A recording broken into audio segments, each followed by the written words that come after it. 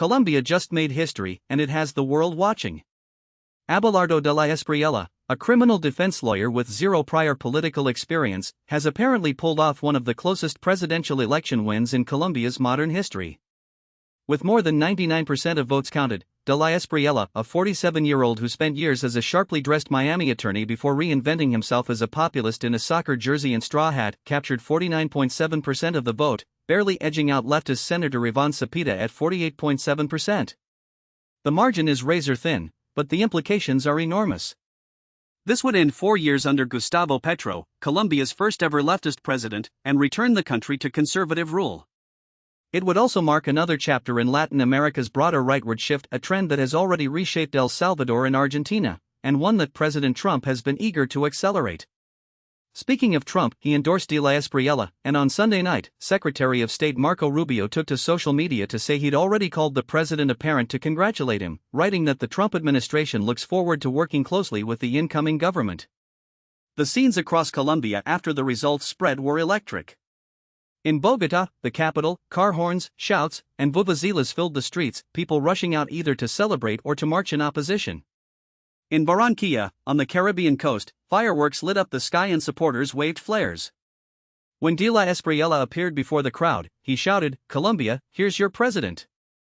Official results showed this election set the highest voter turnout since Colombia adopted its two-round voting system more than 3 decades ago, a testament to just how charged this moment is. So who is Abelardo de la Espriella, and how did he get here? He built his name in Miami as a defense lawyer for high-profile Colombian clients, became a naturalized U.S. citizen in 2023, and traveled to Florida to drum up support among Republican lawmakers and the Colombian diaspora. But on the campaign trail back home, there were no American flags, no MAGA hats. He leaned hard into Colombian patriotism, claiming the national soccer jersey, the flag, and the rallying cry "Firme por la Patria," standing firm for the homeland. His campaign ran on a platform now familiar from right-wing governments across the region: restore security, rescue the economy from what he called the damage done by the left, and crack down on corruption. He borrowed liberally from the playbooks of El Salvador's Nayib Bukele and Argentina's Javier Milei, promising mega-prisons, vowing to crush narco-terrorists, and pledging to roll back what he called gender ideology in favor of God and family.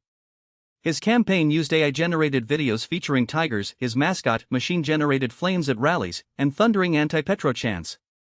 His supporters say Colombia needs exactly this kind of energy. Carlos Morales, a 28-year-old waiter in Barranquilla, put it plainly: the left asked for an opportunity.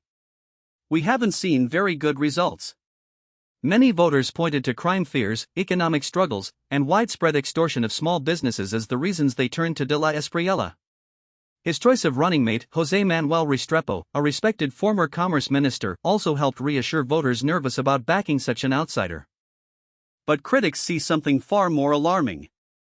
De la Espriella vowed to disembowel Colombia's left and asked the Trump administration to target his political opponents. He campaigned from behind bulletproof glass, denouncing campaign violence that included the killing of another conservative hopeful and 2 of his own workers. And in the final stretch before Sunday's vote, his rhetoric turned strikingly dark, promising to bury anyone who challenged his win in prisons, quote, 15 meters underground without light and without water. One Bogotá taxi driver summed up the unease felt by many: it sounds like a military regime.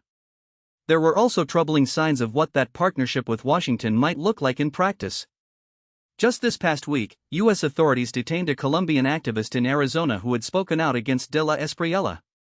On the same day, Secretary Rubio issued a memo claiming the activist was deportable because his advocacy interfered with U.S. foreign policy goals.